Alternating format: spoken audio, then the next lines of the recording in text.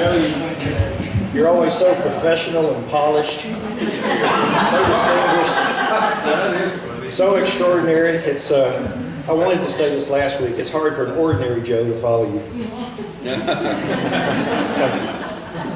It is my pleasure to introduce Dr. Kenneth Barnes to you today. Dr. Barnes is a professor of history at UCA. He received his BA from UCA. There's a lot of A's in here. He received his BA from UCA, his MA from the University of East Anglia in England, and PhD from Duke University. He has taught at Concordia University in Chicago and the University of Southern Mississippi before returning to UCA as a professor in 1993. He served as chair of the UCA Department of History for 10 years. He is the author of several books and articles on German history and Arkansas history, including Who Killed John Clayton? Political Violence and the Emergence of the New South, and Journey of Hope, the Back to Africa movement in Arkansas in the late 1800s. His book, Whore of Babylon, Anti-Catholicism in Arkansas from 1910 to 1960 will be published later in 2016 by the University of Arkansas Press. Please help me welcome Dr. Ken Barnes.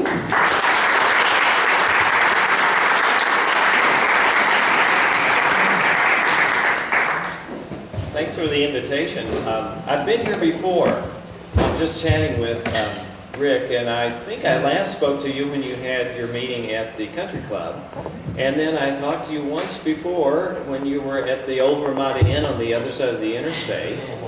I've been at Brewer Hageman with you once. And the very first time I spoke to the Noon Rotary was actually 40 years ago, when I was a 20-year-old UCA student, and your chapter sponsored me for a Rotary Foundation graduate fellowship, which I used to do that MA at a university in England. So I have a great debt to you folks for giving me basically a year fully funded to do my master's degree abroad. So it was a great experience for me and enabled me to do a lot of the other things that followed that. So thank you. And thanks for this invitation. I think the other books that I've written were each, I think I've talked to you about each of those. And so I've been the last several years working on a new book about anti-Catholicism in Arkansas. Thank you. And you might be thinking, well, is that even a subject? It sounds kind of weird or surprising. I'm hoping, because it's something that we don't experience much these days. But what I'm going to suggest to you is that, if you're an older person, maybe older than me, you can remember when anti-Catholicism was a real prejudice here in the South, and particularly in Arkansas. But the period in which it was a key issue was, a long time ago, for the most part. But I want to kind of bring it up as a relevant issue.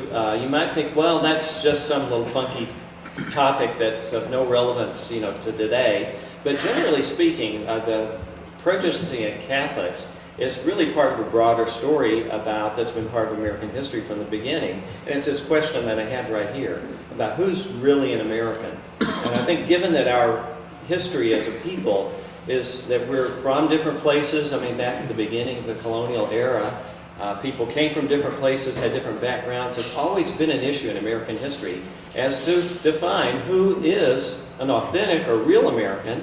And sadly, that definition often has taken place by asking the counter question of who isn't an American. And at different times in our history, that who's not a real American has been answered, let's say in early times, by Indians, Native peoples.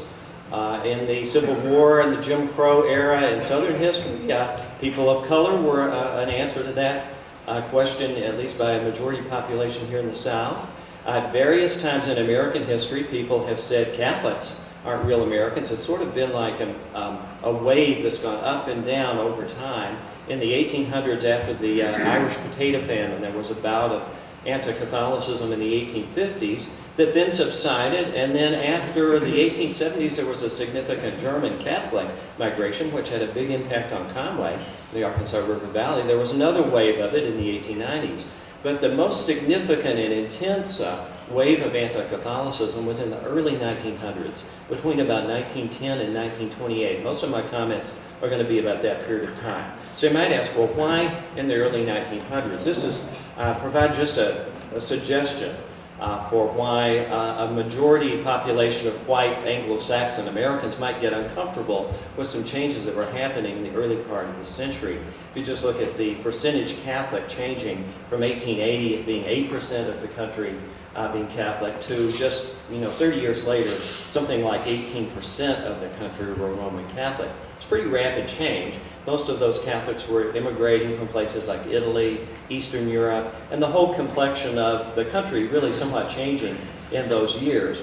Now in Arkansas, as that second little suggestion has for you there, that it didn't really impact Arkansas so much. In fact, Arkansas had one of the lowest percentages Catholic in the United States. But I think one of the real fears was that the rest of the country wasn't going to be like Arkansas anymore. As we're becoming more Catholic, more urban, it wasn't going to look like the state of Arkansas.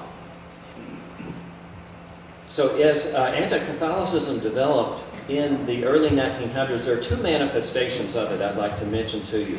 One is a newspaper that started up in the early part of the century, actually 1912, called The Liberator, and the little illustration you see on the right is from the masthead of The Liberator. It was an anti-Catholic weekly published in Magnolia, Arkansas by a missionary Baptist preacher, and basically made the argument that might have been my title of my book, Whore of Babylon. It suggested that the Roman Catholic Church was the biblical Whore of Babylon as referred to in Revelation. As is depicted in this illustration, the Whore of Babylon holding her cup of abominations filled with her fornications as she's sitting on a seven-headed beast with seven horns. There's a lot of sexual imagery in the early 1900s associated with anti-Catholicism. And if you just think about it, whenever sex gets kind of mixed into the mixture, it just makes it all so much more intense. Another way in which anti-Catholicism was manifested in the early part of the century was through a law that was proposed by the fellow that you see here, Robert Posey, a representative for Grant County, who lived in Sheridan, had just graduated a few years before from the University of Central Arkansas, actually then called the Arkansas Normal School. I think he was in like the second or the third graduating class, moved back to Sheridan, became a lawyer, and then served in the state legislature. Well, he introduced a bill in 1913 that would require sheriffs in the counties of Arkansas to do an inspection of any convent or like a religious boarding school, females, that had to determine that there was no sexual slavery taking place there, that priests were not keeping women in the convents as sex slaves. If you can imagine, that was actually introduced as a bill, and it kind of indicates again just the kind of paranoia level of the thinking about priests as sexual predators. Here's a cartoon that was in an anti-Catholic newspaper in southern Missouri. There was a paper there published called The Menace in Aurora, Missouri, that's pretty close to Springfield, just about 30 miles north of the Arkansas line. That was the leading anti-Catholic paper in the United States. It had at its peak 1.5 million subscriptions, passed all around the country at a time, if you could compare it to the New York Times, had 250,000 subscribers. The Menace, this anti-Catholic paper, at that same time in 1915 had 1.5 million subscribers. But again, this makes that point about, second point about kind of fear of priests as sexual predators. The argument made that they used the confessional to get women to confess their intimate sins and use it as a vehicle to establish some kind of a sexual liaison with the priest. So lots of sexual imagery, and as I suggested, it makes it so much more powerful, sort of like I would compare it to around the same time, late 1800s, early 1900s, when there was rampant imagery of black men in the South as being oversexed, and thus any time some overture was made or an imagined one to a white woman, certainly a pretext for racial violence that happened pretty frequently in the American South, including here in Arkansas. Well, there was a reaction to this sort of thing among Roman Catholics what you see here is a priest at Subiaco Abbey who was just incensed about this kind of level of anti-Catholic sentiment that he saw growing in his home state. He was actually born in Germany, but grew up here in Arkansas, close to Subiaco, became a priest, was educated there, and he decided in 1913 to go on a campaign to educate the people of Arkansas about Catholics and Catholicism. So he built this wagon. He called it his gospel wagon. His name was Father Boniface Spunky. And he built it, and it had inside it an altar where he could say Mass, and then also sleeping quarters. You can see underneath it are some chairs. It was pulled around central Arkansas in the summer and fall of 1913 by a team of horses. And he would stop at a town. He went through Atkins, Russellville, Morrilton, and eventually even Conway, where he would speak about Catholicism, trying to dispel some of these images that people had. And then he would often have Mass, especially in rural areas that didn't have perhaps access to a Catholic church. He had spoken in Morrilton at the high school auditorium to a crowd of 500 people. It was his biggest crowd in his whole speaking circuit. Then he came on to Conway and was giving a talk at the courthouse here in Conway when somebody handed him a handbill advertising an anti-Catholic lecturer who had come to Morrilton and was speaking actually that same weekend in Morrilton. Apparently what had happened is after he had left Morrilton, a Presbyterian pastor in Morrilton had decided to give the other side a go, and so invited this anti-Catholic lecturer who actually worked for that Menace newspaper, the anti-Catholic paper, to come and give a lecture against Catholicism. Well, Father Spunky jumped on the train. He canceled his last engagement in Conway, took the train to Morrilton, went to the auditorium and sat in the 4th row. And you can just imagine that scene, you know, the guys up there talking about Catholic priests, and here's one in his robes sitting in the 4th row there, and he stood up and he challenged him to debate him.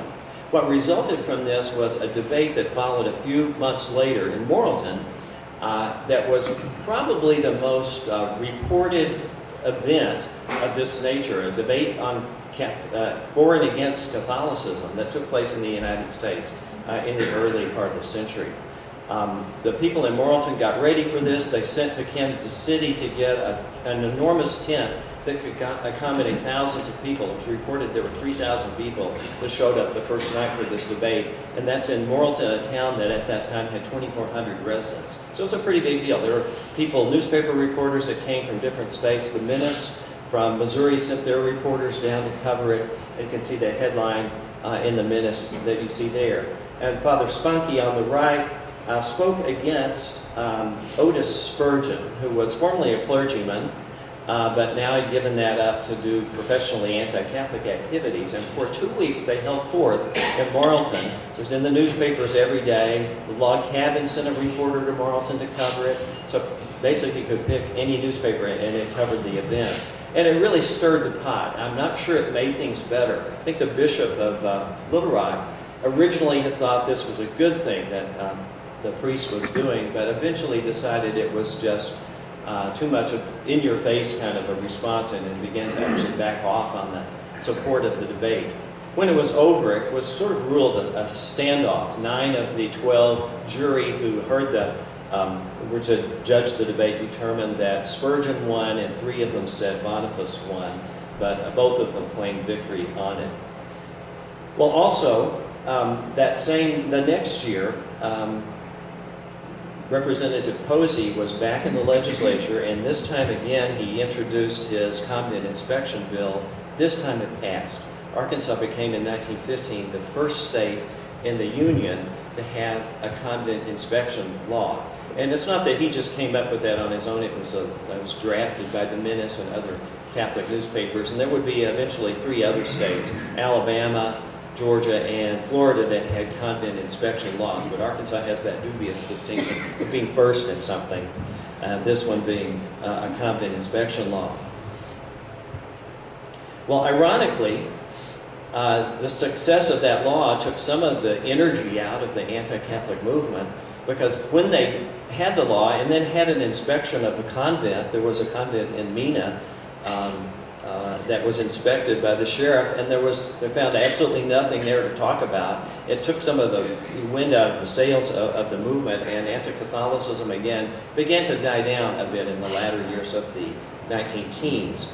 There was a bit of a revival of prejudice against Catholics during World War II or World War I, and this is sort of predictable because again, most Catholics in Arkansas were German in origin or German speakers in origin.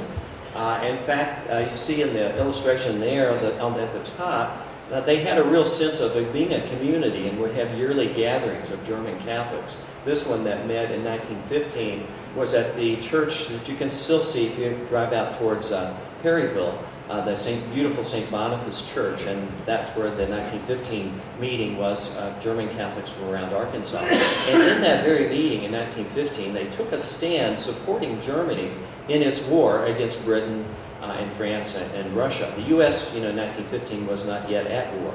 So you can imagine then, 2 years later, when the U.S. enters the war against Germany, German Catholics had, to some degree, taken a stand supportive of their mother country, that there would be some anti-German sympathy, and some of that was an anti-Catholic sympathy as well.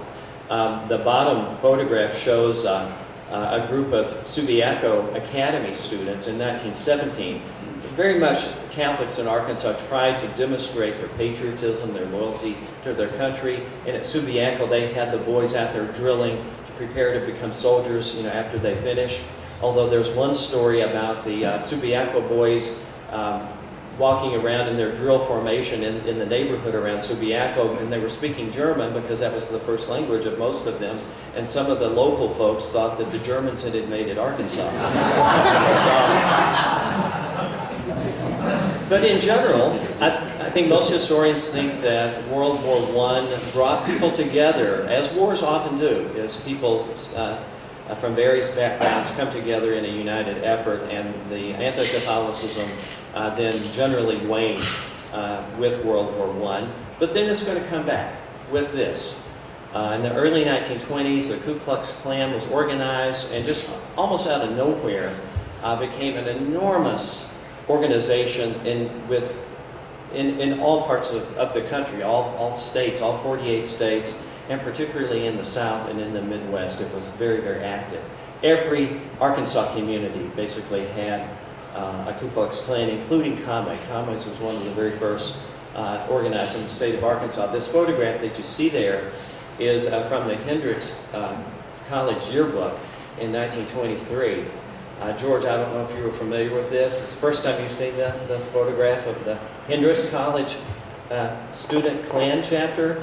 It was just so strange to find it in the 1923 Troubadour. They've got the engineering club, they've got the pre-law club, with all these guys in their suits pictured, and then you turn the page and you've got the Hendricks College Ku Klux Klan Club.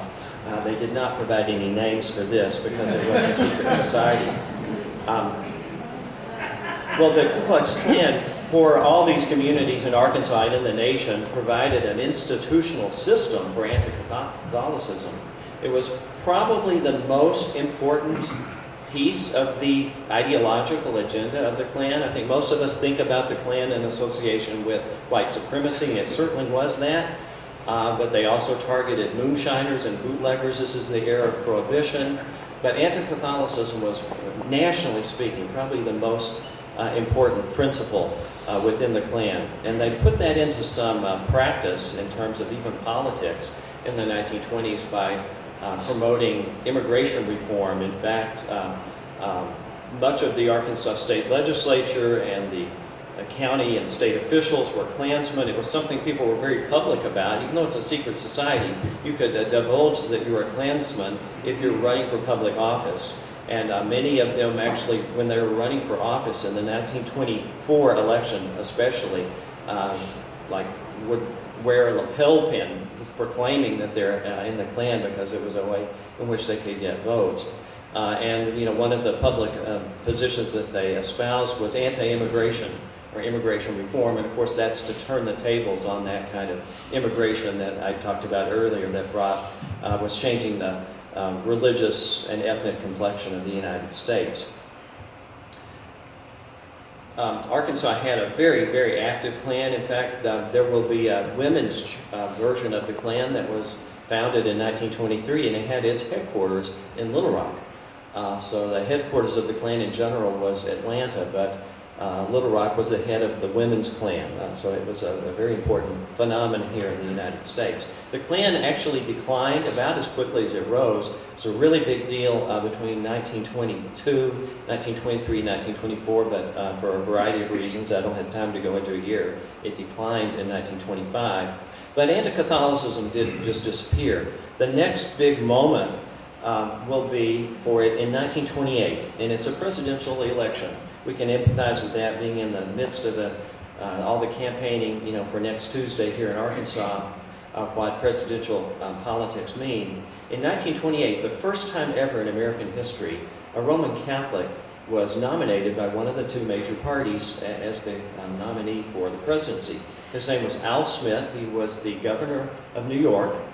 And it just set off a firestorm in those areas especially that were still had quite a bit of residual anti-Catholicism. These are a couple of cartoons from some of the opposition to Al Smith in 1928. You can see that one on the left really kept that sexual theme going. That didn't just completely die away after the early teens. There's still a portrayal of Catholic priests as sexual predators that you can see coming through the image that's there. Maybe more common would be the one on the right, where you see Al Smith stooping down as the prelate there is climbing over the wall to get in the White House. And that was a very common message that was articulated, that if Al Smith's elected, we have a Catholic president, then the Pope's going to really be in charge of the White House. In Arkansas, the 1928 election was particularly contested and interesting because the vice presidential running mate to Al Smith was this fellow you see in the middle there, Senator Joe T. Robinson. And Smith chose him deliberately as a New Yorker who's Catholic, and he also was wet in the liquor politics, advocating that prohibition be repealed.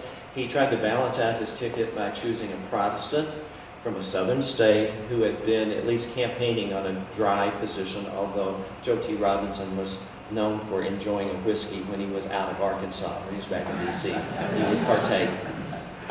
So Joe T. Robinson, the senator from Arkansas, whose namesake has been left behind with Camp Robinson, Joe T. Robinson High, the Robinson Auditorium, and so forth. Really important, probably the most important Democratic member of Congress. He's going to go on to be the Senate Majority Leader under FDR in the 1930s. So really important mover and shaker. He's the nominee. Well, it really put Arkansans on the spot. Those who wouldn't dare think about voting for Al Smith because he's Catholic, but yet there's a favorite son who was very, very popular on the ballot there from Arkansas. So really, for the last half of 1928, between the nomination in June and the election in November of 1928, just tremendous outpouring, spilling of ink of people writing either for or against the Al Smith, Joe T. Robinson ticket. Two of the leaders of the anti-Catholic movement in 1928 in that election are these two that we see here. They're both religious leaders. There's a really important religious dimension to the anti-Catholicism of the teens in the 1920s. Evangelical Protestants, especially Baptist Church of Christ, were leaders of it. Methodists not so much, except this fellow that you see on the left there, Dr. A.C. Miller, had been formerly the president of Hendrix College, and in the 1920s he's the editor of the Arkansas Methodist weekly magazine. He took a really strong position against Smith and Robinson, mostly on the issue of the liquor, wanting to keep the country dry. He was the leader of the Anti-Saloon League for the state of Arkansas, so he strongly campaigned against Smith and Robinson. The fellow on the right that you see, his name is Benjamin Bogard, Reverend Ben Bogard, who was the editor of the Missionary Baptist newspaper called the Baptist and Commoner, and he was just a charismatic, full of life, venomous but funny writer who just let loose with both barrels consistently all throughout the 1920s.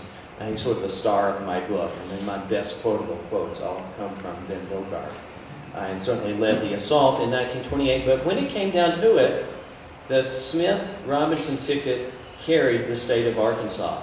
Obviously, they did lose some of those votes that voted against Smith because of religion, but when considering a prejudice, it's good to remember not everybody's as victim to it as will be some. So the state actually did, when it came down to it, vote for the Smith-Robinson ticket.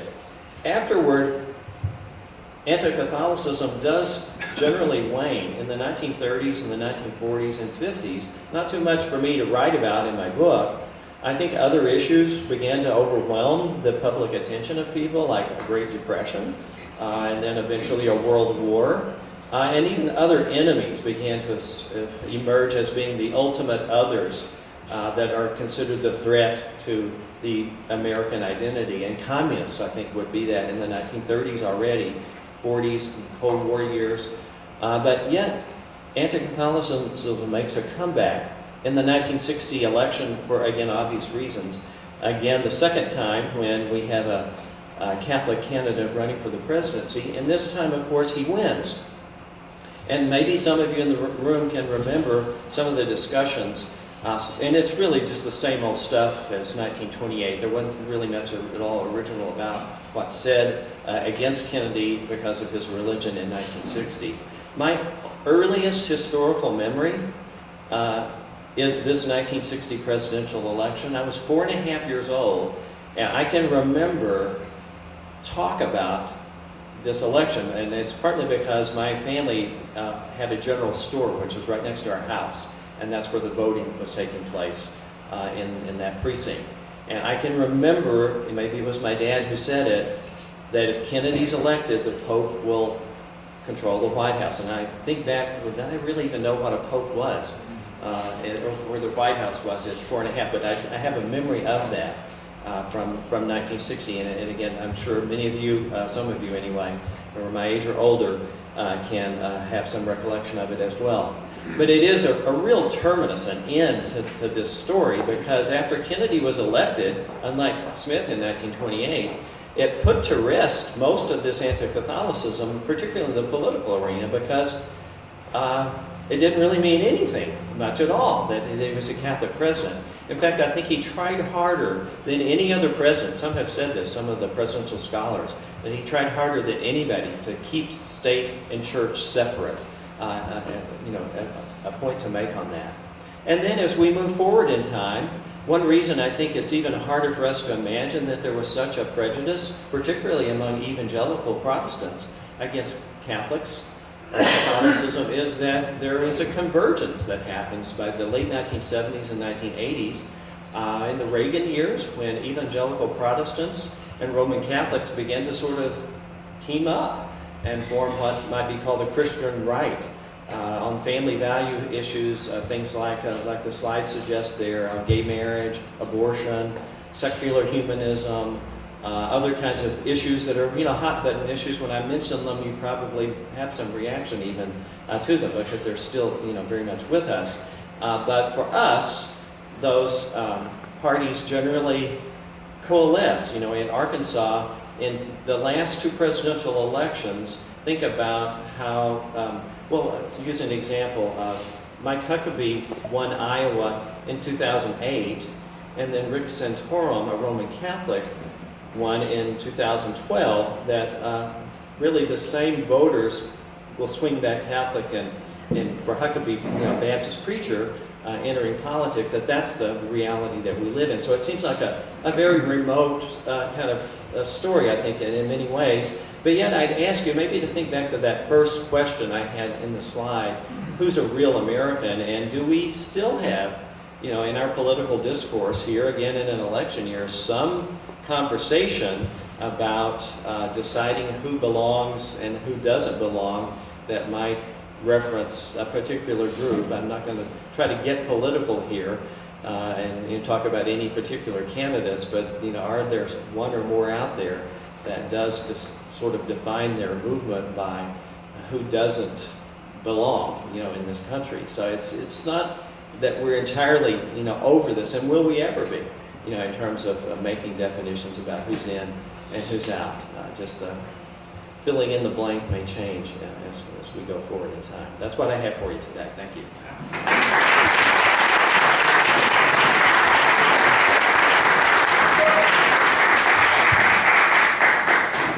Thank you, Dr. Barnes. We really appreciate you. And one of the programs that we have adopted is to, the members of the Conway Rotary Club wish to express our gratitude by providing 50 newspapers in your honor to local classrooms and students to the Log Cabin Democrats newspaper and education program. So I have this for you. Thank you so much.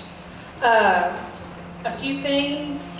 If you haven't signed the card for Santy that's going around, I think Jacqueline has it. It's back there. We appreciate that, and hopefully he will get to go home soon. Bill and Carolyn, thank you both for being here. You're always welcome. Andy, and is it Paula?